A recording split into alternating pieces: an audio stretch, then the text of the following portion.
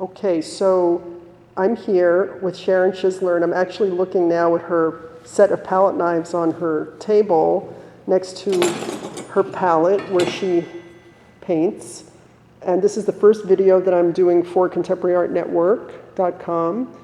And Sharon is one of our group of artists, so we're going to do a little Q&A with her very informally. And here's Sharon. Hey, hey, Sharon. Hi, Anna. How are you? Fine. Remember, we're going to do this really casually, okay? Yes. So I wanted to talk to you a little bit about how you came into painting and how you have seen the process of it evolve for you and where you're at with things now. And as you talk, I'm going to move around a little bit. Okay. Well, I came into painting with part of retirement, and I've never done anything with art except to look at art.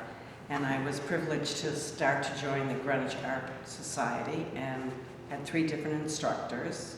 I've been primarily working with Anna and just evolving different ideas about contemporary art, different structures, formats. Right now I'm experimenting with blacks and whites, which I'm finding to be very complex and fun. So I think this is going to take me for a good year just to evolve with the different things. One of my favorite painters is Franz Klein. We did a lot of work in blacks and whites, and mine is entirely different than his, but he's one of my favorite. I have a lot of favorite artists, but he's one of my favorite ones. Great. So tell me a little bit about your, because so much of my interest in painters who I know and whose work I like is their process and how they work and how their thinking affects their process and the decisions they make in their paintings. So can you talk a little bit about how you've come to understand your thinking process vis-a-vis painting? Well, I start sometimes, I'm always looking at magazines, I'm looking at photographs, I'm looking at actual paintings. Then I take things from my dreams, and sometimes I'll focus on a color or a shape or a movement. And then I start with basically a blank canvas, and I may start with that idea in my head, but then what goes down on the canvas then starts to have a conversation with me. So I move back and forth with the colors or the forms, the structure, and I employ mainly palette knives, not brushes. First of all, it's too much to clean, even though it's supposed to be a meditative state. But I really meditate sometimes. I sort of become one with the painting, going back and forth. I'm a psychotherapist by background, so I'm used to doing a back and forth conversation, but not normally with, a canvas itself. So that's been fun. And then, of course, I'm usually working with another group of people, and there's a buzz of sounds and words, and those come into my mind. And so it's a really continuing process. And as you can see with these 2 pieces, even though there's similarities, you can almost tell that this was one of my earlier pieces, and then it changed to that. Right. And so I'm moving back and forth. Sometimes I'll have 7 canvases up, and depending on what color I've mixed, I may feel like it goes with that one instead of this one, and then I'll change that color as I move through it. So it's a really ongoing in and out process, and very weighty, because by the time I get the paint on the canvas, it's very heavy. Right, and I want to look closely. If I'm just kind of going to walk up here and look. And if you look at the side, closely here, you can see how heavy the paint is. Right. I'm sure I must. I must support a lot of paint supply stores because I use a lot of paint. So.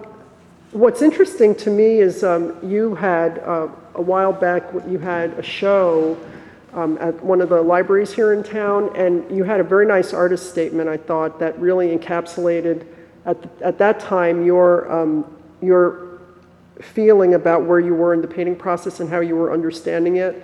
And you said something I thought that was very interesting about some recollection you had of your dad. And Yes, can you talk about that a little bit? I was very fortunate as a young child, like between 9 and 12, to go to my father's work sites, which were buildings with, he was a bricklayer. And I was amazed at the way they use, there's not spatulas, but they're trowels with the cement and the gray of the cement, and the way they did, very measured lines, and the different color bricks and different styles of things. And I was just a bystander as I would walk around the work sites. And it seems like I've used the same utensils that my father used. And even though it's not bricklaying, it's similar to the mortar. And, the mixing of the mortar, and watching the different, because you can even change the, colors of your mortar. So I've seemed to stay with the palette knives right now. I may evolve later with more paint. I have a lot of paintbrushes, but I feel more comfortable with the flow and the use of the palette knives. Do you find that sort of as a recollection in terms of being around those kinds of tools and materials that you were able to make, because you started painting cold, you really didn't have a lot of experience when you started making these kinds of paintings. And I was pretty amazed at how easily you were not intimidated by the paint or the materials, the tools, even the sizes of the canvases that you were working on.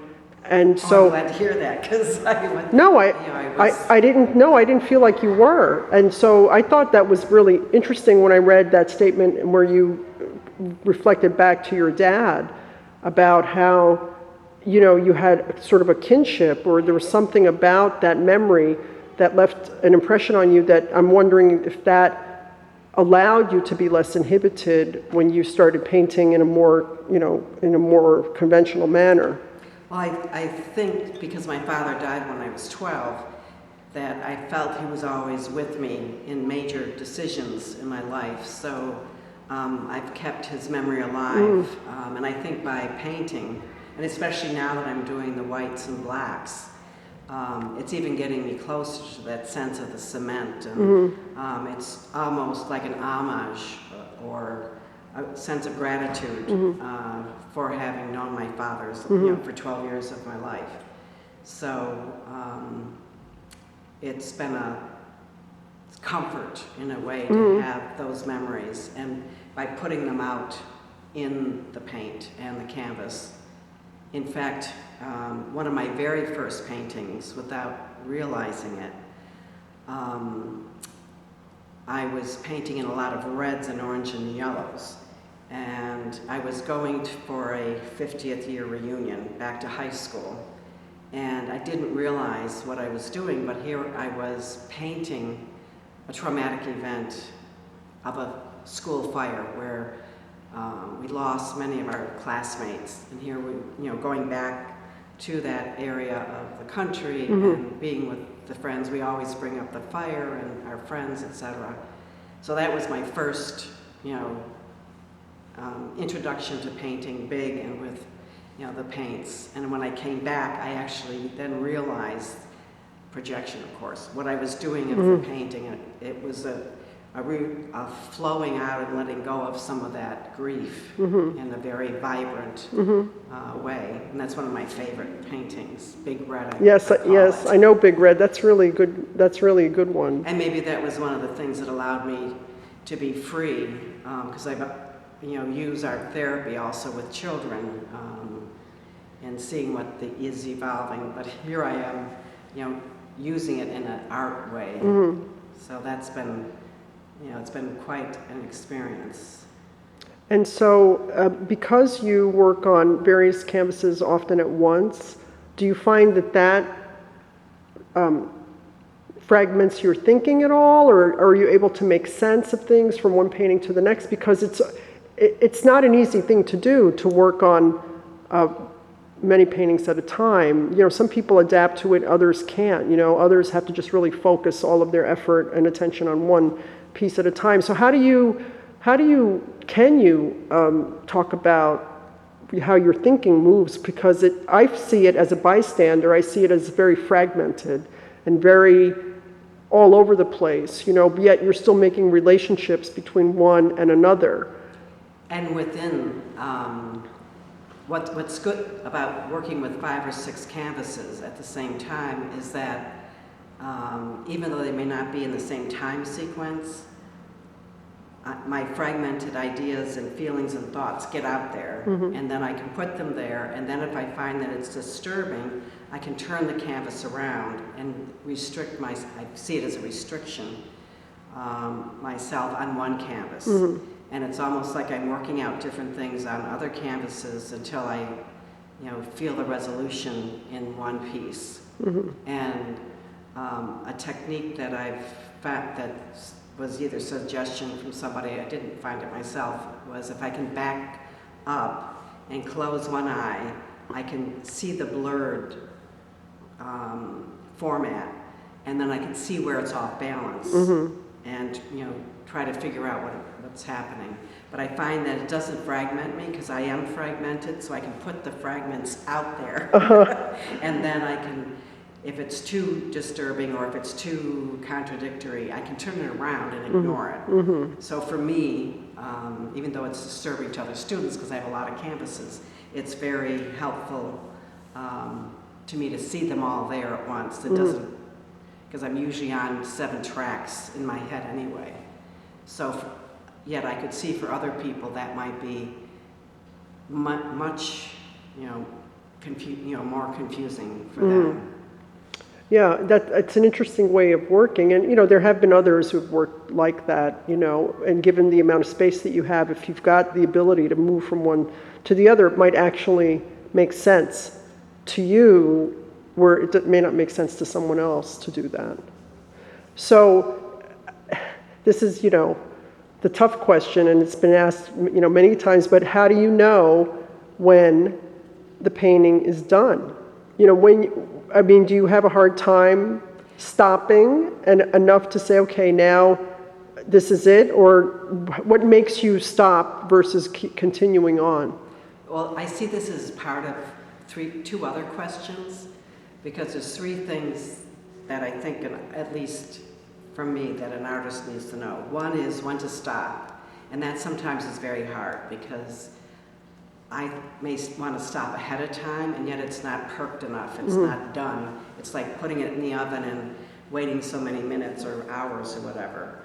Other times I may overdo it, so I need like a break to put me on. So I'm still not clear where that end point is. Sometimes I need to wait a week or 2 and look at something again, and then I can say, yes, it is done, or no, it needs more work. So I'm still playing with when it's done. And then there's another problem that I have when I think it's done and it's not done. And I'm like falling in love where it is right now. So one thing I do is take pictures in between so I can keep things in mind of where it is, but it's still not done. So I don't really know the answer to that yet. I sort of play with it and give myself some time, and then maybe take it someplace else, look at it later. But generally when I'm done, it's done. And so my feeling is that for the way that you work, you may not ever have a cohesive answer to that question, and that the painting itself, in that wherever you leave it, when you say you're ready to walk away from it and it's done in your mind, that it's still both a complete statement, but it's also an ever-evolving thing. It's like an experience that doesn't really have a definite beginning, middle, and end, so that when you are in the proximity of looking at the painting, you're in the flow of it, and it doesn't really stop unless you walk away. Well, that's similar to like reading a book. A book may be complete, but your conversation with the book can go on to different levels. And the thing about a painting is that those levels can be depicted over time if you want to change the painting. And so it's almost like a difficult decision to say, okay, this one is done for now, and maybe I'll come back to it and have another conversation with it and go to a different level, or stay at the same level. But you're right, I may, so far, once the painting is dry and completed, I generally don't go back to it, although there's some that I'm still thinking that I may do something different with. But that is, like even these two that I'm looking at now, now that I'm looking at them, they're looking pretty done. But who knows? When I, start to work on it, I may change it again. That's a very good question. It's almost like that curved loop that keeps going, the infinity. The infinity, yeah, Yes. yeah. And it may be that, for me, when I look at paintings like this, I think that, there isn't any specific answer, and that it's a matter of just being with it.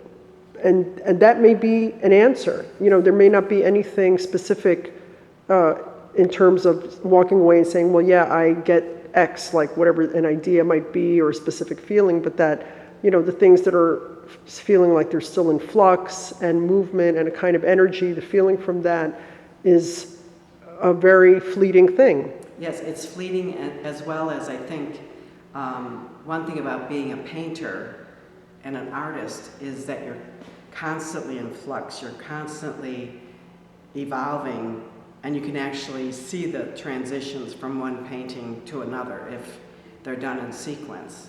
So it's like, okay, the conversation stops here, but it's just like talking on the phone. I'm going to say goodbye now, but then pick up the phone again and have another conversation with another canvas. Same person, but you're in a different place when you start another conversation. So it's almost like the paintings are the end point or that point of that conversation, and then you take up another conversation with another canvas. And also by restricting myself to basically blacks and whites and all the variations, I feel like I've even opened up more than when I was using multiple colors. So this, to me, is very exciting to see the different things that can be done. And even though I'm doing these two, for instance, in a similar time period, they're changing, Right. and trying different things with them. I can't articulate exactly what the different things are, but even though there's similar forms and structure to the looking at it from top to bottom, they're very different from top to bottom. Right. And left to right, etc. So it's a fun. I find it fun. I don't find it too tension building. Although it also releases a lot of tensions. Plus, painting itself allows me to see other paintings, and not only paintings, but music. And I've started to listen to music, and now I'm hearing, I know it's a neurological phenomenon, but I'm actually seeing things that should be painted on canvas as I'm listening to the music. So I want to, practice that with like a 4-minute piece over and over again, and try to put the music on the canvas. Even though nobody else will see it, it's hear it as music. Right. It's your inspiration and your visualization of that. Yes, and sometimes even a quote from a book. I read about 6 to 8 books a month. There'll be a special quote or something on TV or something somebody says, and I usually have a little notebook with me and I write it down. And there was something about that space and time that I want to put concretely on a canvas. And of course it will never look like that. In fact, I'm even thinking of putting script into some of my pieces. I haven't done that yet, but I'm thinking of it because it sort of triggers other things going on. That would be interesting. Yes, I've seen, people do it all the time, but no one will know where it came from. Right. And there's some really powerful statements and quotes that come out, and to put that with a painting would be, help the receiver of the painting, the perceiver, to try to figure out the connections that I'm putting down, and they can make their own connections. Make their own connections, exactly. Yes. Yeah. You're just giving them another layer of interpretation. Yes, that's what's so great about, as I put more layers of paint on the canvas, it's like another interpretation. of what is there, and it's almost like an aged product. You can see, okay, this is, you know, year 1, now it's year 20, and now it's year 50, and now it's year 100, all on one canvas. Right. Well, that's one of the magical things about painting is that it does encapsulate a passage of time, you know, and depending on how much time the painter spends with the painting, you can feel that. You can feel how the layers may be an indication of the time that's passed, not just in the physical making of the painting, but also in what it represents. You know, it can take on different forms. So that's good. It'll be exciting to see what you do next. It's never predictable with you, so which is one of the neat things about the way you work, because it's not a formulated. Well, it's like I'm open to all these different proprioceptive inputs, and then to put it on a flat surface. And I was using many colors before, but even now, just with these 2 colors, it's astounding what you can get, and it's clearer. For me, it seems to be clearer than, even though my painting wasn't muddy in the past, this is clearer as the colors evolve, the forms evolve, and plus just working with the palette knife is so easy for me, not having mastered the brush yet. Yeah.